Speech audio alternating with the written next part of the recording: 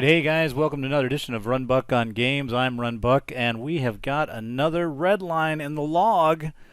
Seems like JTJ Main is in a tailspin, but we've actually faced some pretty well-known clans in the last three ups. You know, it was Crystal Warriors, then the Bears, and then Shadow Ravens. All solid clans. We had a shot at this one, even though looking at 81-85, looks like we were kind of, 4 is a big gapping, but we had the potential to make up to about 2 hours ago, we had the potential to get to 86. We just kind of choked a little bit on our Town Hall 9 clearing. So their Town Hall 9 bases really stymied us. I think if you look at we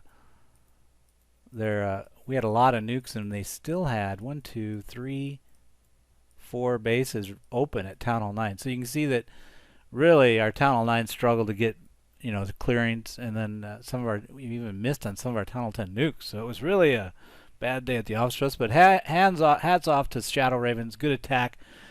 Even within all that bumbling around, there were 3 attacks that were voted as worthy of pondering and capturing on video. 2 were 3 stars at Town Hall 10 against Pier. Pier on Town Hall 10, and then 1 was a Town Hall 9. Sorry. Oh, didn't get enough sleep last night, I guess. But another Town Hall 9 attack that had more of this classic Valk with a queen table. So let's look at the Pier Town Hall 10s to start. It's not that one. That's one of my nukes. So we'll replay that. And here we go. So let's start first with some speed burn. This is Chris. He's really on a hot streak. I think he's been on 2 or 3 of our recent war recaps. But he just does a basic baby dragon cut to begin, and then this is the part where it begins to be interesting, because when you're doing a mass bowler push and then using miners off that, you kind of got to look at the way the narrowness of the base is created for the miners to work through. And notice how he did 2 things there that were really kind of key. This is the queen movement here. But when he pushed in and basically cleared a lot of this part of the base, it created a 9 tile width for the bowlers to move through. This is the bowler move line.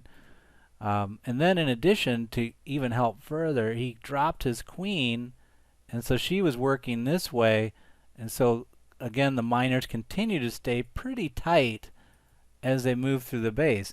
And I think that's really the core at Town Hall 10 and Town Hall 11 for great miner play, is how do you get a narrow channel for the miners to run through, because in this case he only has 16 miners, right? That's not a lot. Oh, no, 23. He had 7 in the CC. But watch how much. We'll look at it one more time. Watch how quickly those 23 miners. A lot of people go for 50 miners, some ridiculous level. But if you can get a narrow enough band, so once again, let's go. Bum bada bum bada bum bada bum bum. Come on. There you go. Bum bada bum bada bum bada bum. Is he gonna get distract? And he gets distract. So he's also deploying his miners when his team is still in the cut, moving into the table, right? So he's coming into the middle, so his miners will get less pressure. And then here comes the queen to actually assist. But watch, boom. Because they're all working 1 or 2 buildings. Boom. Boom. And that's what you want. Just that quick up and down method. So really good attack by Chris in terms of creating that narrow pathing for the miners that then he could then work off of. We'll stop that there. The other attack that they had voted on that was a Pier Town Hall 10 was SWu, another guy that's been on our recaps at times. He's going against more of a classic isolated Infernos. It's kind of more of a mid-level Town Hall 10. The Infernos are only level 2. Expos are still at Town Hall 9 level. But the Royals are reasonably placed. I don't know if the base itself, its layout is really whoa, but let's go ahead and speed it up a little bit. You can kind of get a feel for it. Because what's going to end up happening is he's going to drive into this quadrant of the base and basically create an opening with his Royals bowler team. So very similar to Chris's attack in that first phase. The second phase of the miners is a little wider, right? You're looking at probably, 12, 15 in terms of spacing. But it works because he recognizes, or maybe he didn't, but it so happened it worked. It came in his favor. Is that these voids in the base where the Inferno was, basically create a similar type of tightening of the pathing for the miners where they're only working at any given time one base. Plus, he had, if we go back and look at it one more time on 2 times speed, plus the base is a little more spread than what Chris was facing, right? So when the base is more spread, you can begin to be more and more confident with miners. The thing that kills miners is a dense base where the miners come up on a high health building or buildings while surrounded by a lot of DPS, and then the DPS rains death on them while they chew at that base. And if they're chewing on multiple bases at the same time, even better, because it takes them longer to get it down. What you don't want is when you get in these spread situations where the miners dive and then they can get the heals on them, like you'll see here. It really kind of, look, he's got every one of his miners is on one building right there. Boom. Boom. Boom. Boom. And now he's spread a little bit more. But back to 1. Now to 3. Notice how this feels a little more painful, right? See how the spread, when he went to the, when it went to this widening right here, is where the attack felt a little bit at risk. But then it comes around. If he would have done, I don't know if he needed the queen on this push segment here, because he had a lot of bowlers. If he would have maybe done like a Chris play with it coming up with the queen walking side with it, might have helped a little bit. Might have been interesting to see in a similar attack with just that slight adjustment, see how it did. But either way, great attack by SWu. Both of them demonstrating to you how to corral those miners and really get them to track for you. The third attack we wanted to show you was down on 16. It was a fresh attack by one of our guys that joined us. This is actually a potluck war, by the way. Potluck with Shadow Ravens.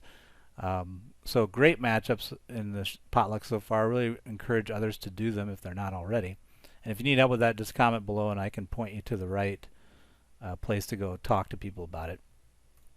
Let's take a look at Ritan's attack. He's from Japan.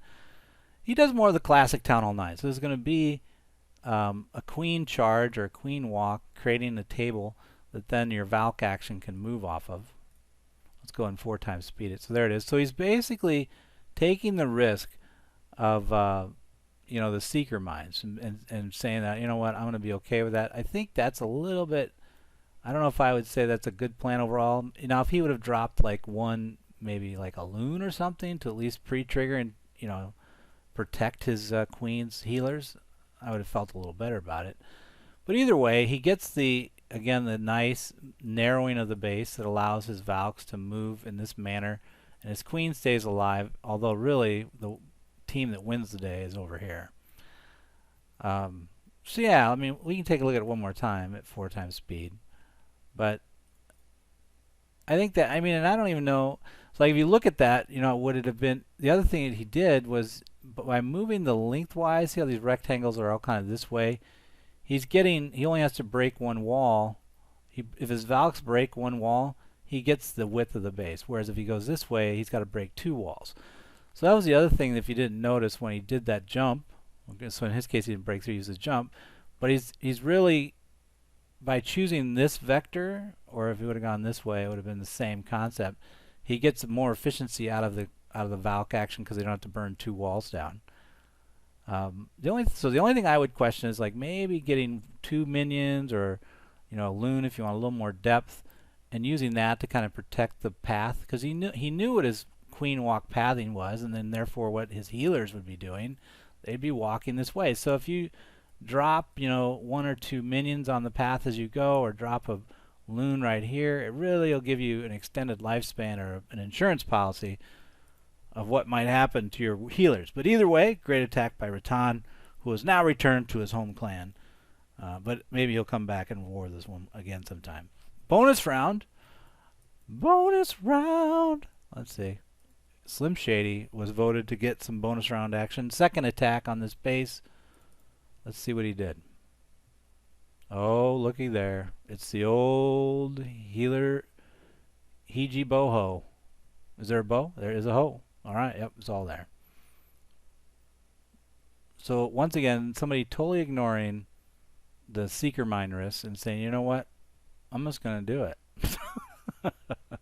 And he really never got hit by any. Now it's the second attack, so maybe the first attack showed him where the seekers were, like if there was a seeker farm, like where they were really dense on one base. But you can see that most of his healers are still up. But it's weird that they're on the bowler and not on the giant. So it didn't really flow like a typical Hijibo-Ho. Let's take a look again. So he's coming in this way. We already know he's coming in this way.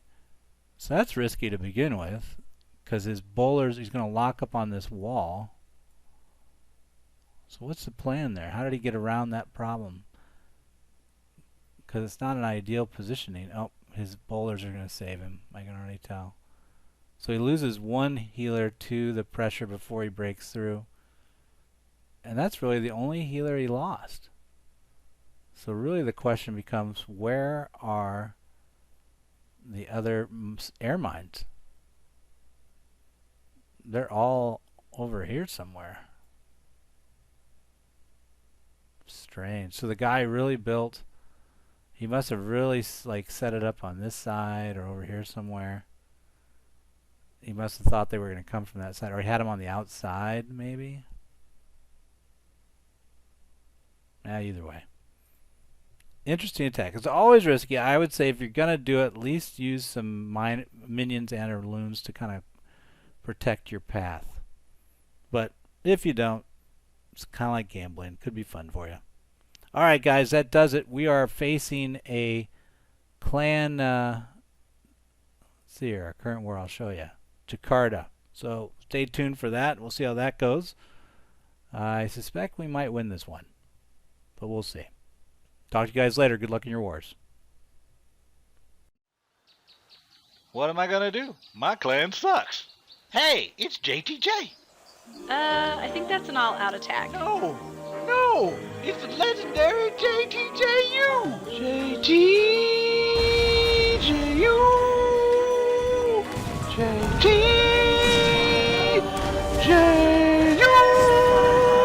What? I like Wryhorn. You and this army. Download Clash of Clans for free. Then subscribe to JTJU and win.